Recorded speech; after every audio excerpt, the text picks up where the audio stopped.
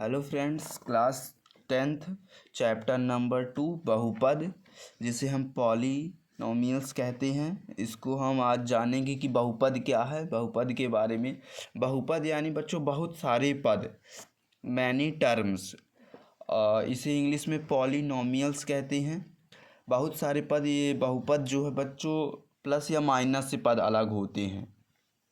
जैसा कि आप देख पा रहे हैं, इसमें लिखा है x की उच्चतम घात बहुपद की घात कहलाती है। इसे आप अंडरलाइन कर लेंगे। x की उच्चतम घात बहुपद की घात कहलाती है।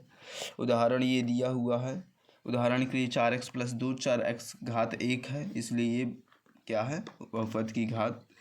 और जिस बहुपद की घात 1 के बहुपद को रैखिक बहुपद कहते हैं, यानी पावर 1 होगी उसे रैखिक बहुपद कहते हैं। यानी कोई समीकरण लिखा होगा बच्चों, उस पर पावर नहीं होगी, उसे ही हम रैखिक बहुपद कहते हैं। घात 2 के बहुपद को द्विघात बहुपद कहते हैं। घात 2 के बहुपद को द्विघात बहुपद कहते हैं।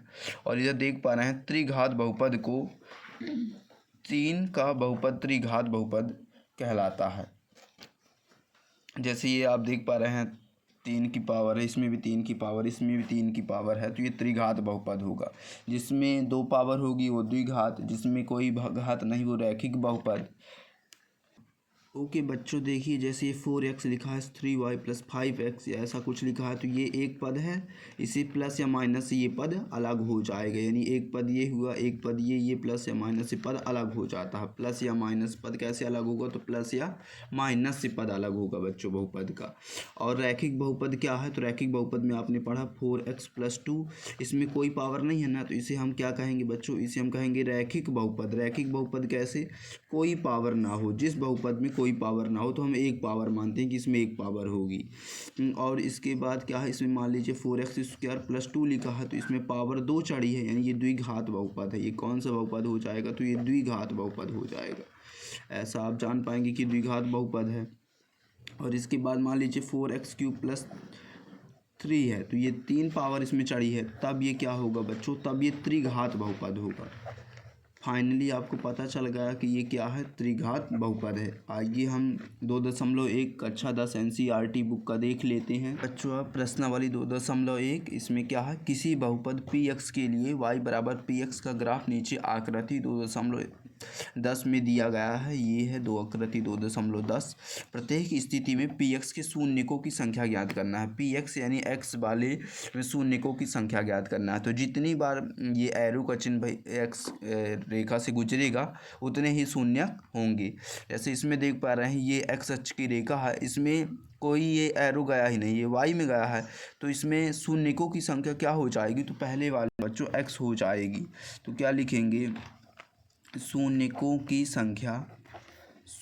की संख्या बराबर कुछ नहीं है तो क्या मान लेंगे, कुछ नहीं है तो आप 0 में क्या दिया, शून्यकों की संख्या। देखिए x रेखा में देखना है, y से हमें कोई वो नहीं है, x में देखना है ओनली। ये देखिए बच्चों, एक बार, और यहाँ से फिर y में गया तो इसको नहीं काउंट करेंगे, ये बस काउंट करेंगे। यानी एक शून्यकों की संख्या इसमें क्या हो जाएगी, तो इसमें शून्यकों की देंगे कि शून्यकों की संख्या 1 है। यानी x अक्ष में शून्यकों